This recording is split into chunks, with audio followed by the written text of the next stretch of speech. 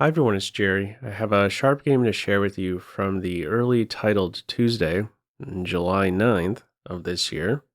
On the white end, Hans Niemann playing against Magnus Carlsen. This is their most recent encounter and likely the last time they'll face each other until the semifinals of the Speed Chess Championship, which is set for September 6th.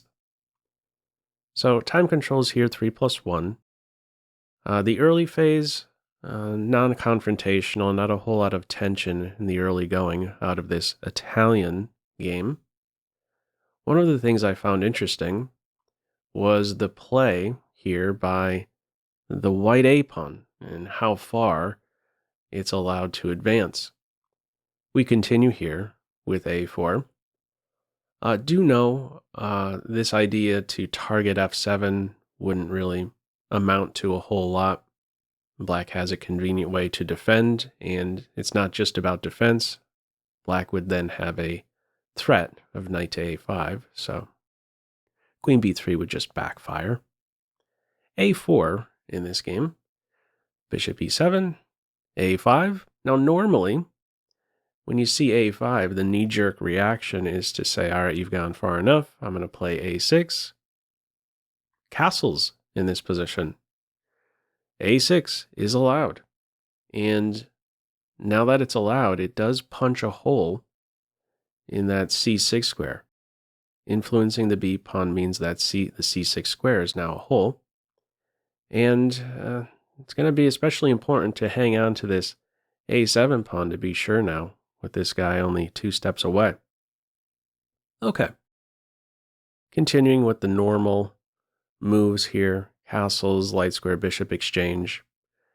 Going for the typical maneuver here, knight to f1. You see in the Ruy Lopez frequently. From here, rook a to d8. So these next few moves by Carlsen, not the most, it doesn't strike one as super efficient, as we'll soon see. He continues next with rook f7 and then moves the rook again. Why play in this way? I can't really be sure exactly. The computer prefers rook f7 first, with then the doubling. So one thing we can say is that with the rook on d8, if action occurs now in the center with, let's say, d4 here, white's in a spot to initiate the exchange and play d5, and he's ready to go in the event of a capture here on d5, recapturing with the knight, and the rook is purposeful on the d file to be sure. Okay, we do not have that. The knight continues on this journey towards the king side. Now we go in for this doubling on the f file. And the follow-up here is knight to g3. So first 15 moves, at this level of play, for these guys here, pretty much a starting position, kind of, this one here. We got a good development for each side. The questions to now ask, what's my plan? How do I improve one of my pieces? How do I maybe inconvenience my opponent's pieces? Let me throw this position too as a pop quiz. How would you continue here? What would be your next move? Feel free to pause the video. Okay, in the game, Carlsen plays queen c8. He has this idea to target the a6 pawn, puts pressure on it with the queen, and eventually maneuvers the knights to round up this guy. In the computer's eyes, it prefers knight h7. Knight h7 is considered best, with the idea to go for this exchange sacrifice on f3, which is difficult to prevent. The only move that really prevents this capture, which is not really a good defense, would be rook to e3. Rook e3 runs into trouble. Bishop, first of all, wouldn't be too thrilled having the rook on e3, and the d pawn would be excited to get going, kicking the rook away. Just to give you a sample line here of how this is working out with the exchange sacrifice, notice what black gains by pulling the g pawn away, converting the g pawn to an f pawn. There would now be, count them, 1, 2, 3, 4 holes in white's camp. That is significant. This follow-up bishop g5 is a good way forward here. In the event of a capture on g5, black would already be winning. We could see these squares clearly being exploited. If black maintains the tension between these two, let's say plays in the center, just mapping out a few follow-up moves to give you a feel, this is how you can start to think about taking advantage of these weakened kingside squares. In an environment like this, within this particular structure, the white rooks really do not function so well. The black minor pieces, however, on the king side do. Okay. This also made this idea here, knight h7, made me question this knight g3 move. In fact, knight g3 turns out to be not the very best move. Anticipating this potential sacrifice on f3, it likes playing on this move 15 for white, knight 1 to h2, reinforcing the important f3 square. Okay, in this game it is planted on g3. Carlsen does not play knight to h7, has his eye on a6.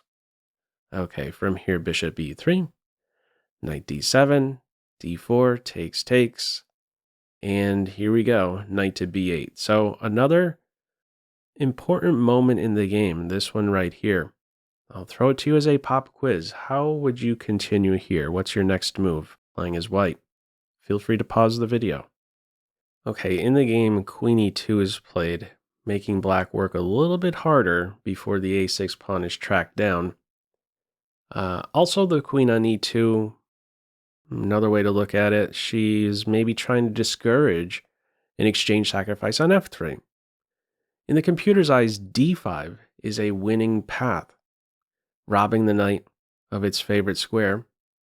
If you move the knight right away, let's say to b4, keeping this tension for the moment, and knight b4 could be met with queen b3, targeting the knight and e6. And if you resolve the tension first and then play knight to b4, queen d2 is excellent.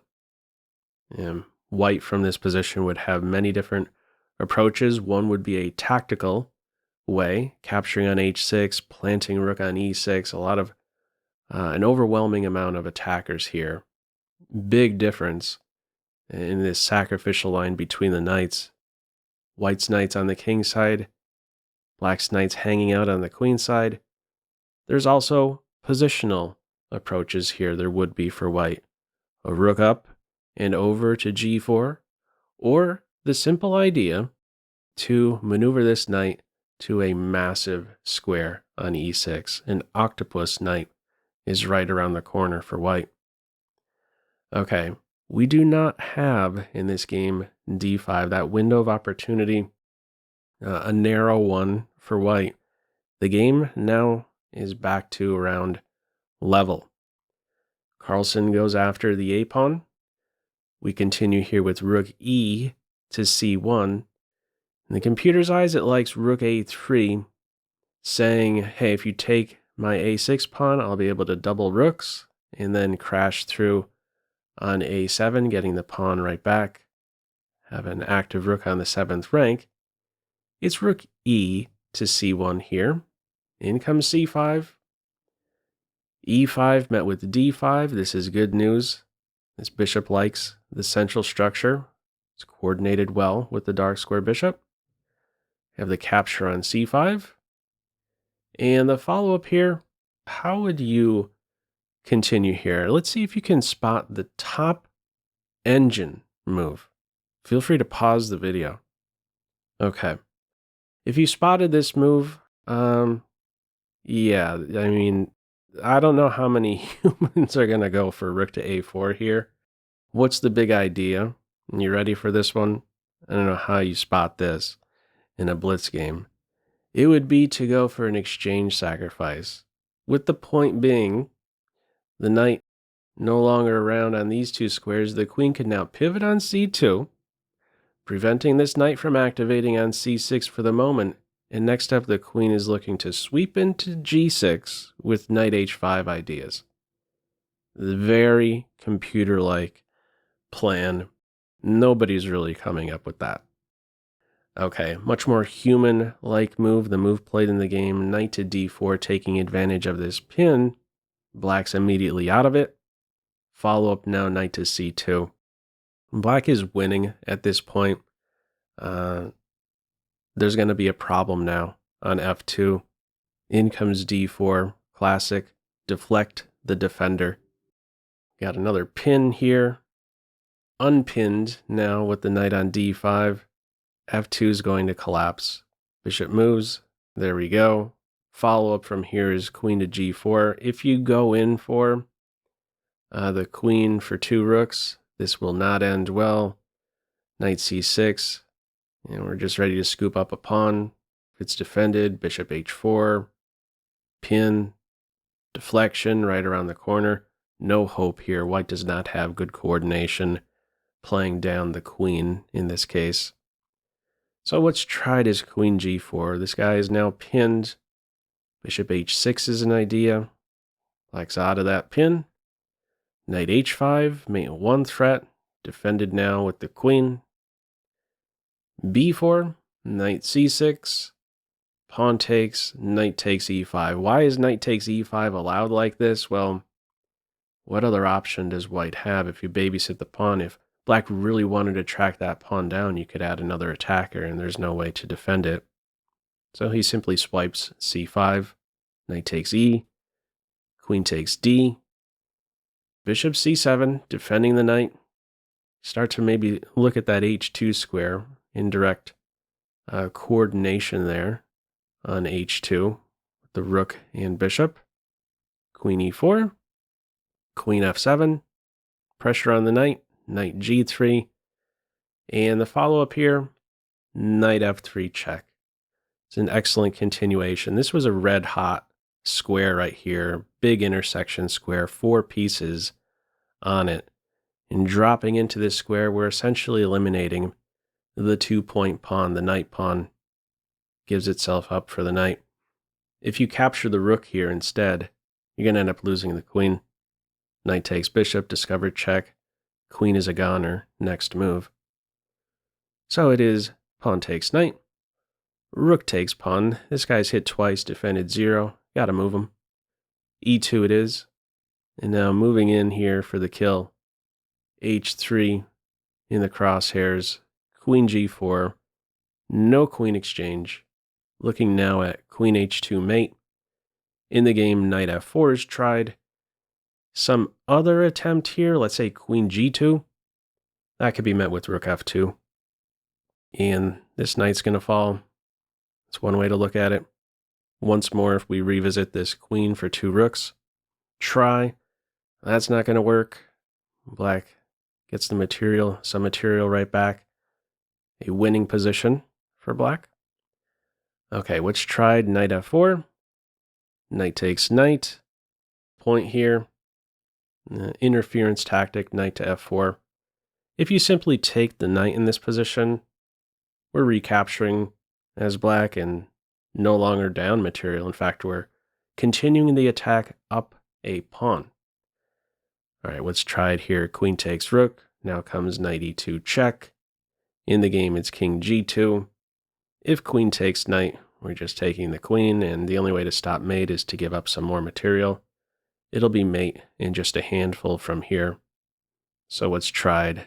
King g2. Queen h2 check. King f1. Queen falls with check. King e1 back on his home square. And the queen now moves in for mate on f2 here. Actually, 2 different mates. Queen f2 played in this one. No resignation. Straight to mate with this one after 41 moves. So what'd you think of this one? And with this upcoming Speed Chess Championship semifinal between these two, how do you think that's all going to play out? Feel free to leave any feedback to this video in the comment section below. Hope you enjoyed it and maybe took a thing or two away. That's all for now. Take care.